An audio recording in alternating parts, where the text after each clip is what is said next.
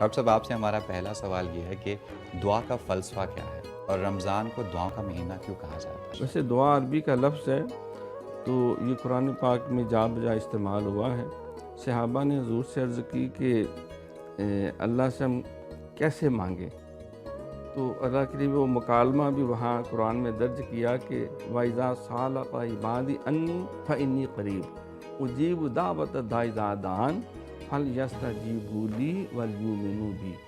جب میرے بندے آپ سے میرے بارے میں پوچھتے ہیں تو اے محبوب انہیں بتاؤ کہ میں تو قریب ہوں، سبحان اللہ۔ میں ہر پکار کرنے والے کی التجا کرنے والے کی التجا کو سنتا ہوں، بس انہیں چاہیے مجھ سے مانگتے رہیں اور ایمان رکھیں کہ میں سب کچھ دینے پہ قادر ہوں۔ بے شک۔ حضور علیہ السلام نے بھی ارشاد فرمایا کہ وہی الدعاء مخ العبادت، کہ دعا عبادت کا مغز ہے۔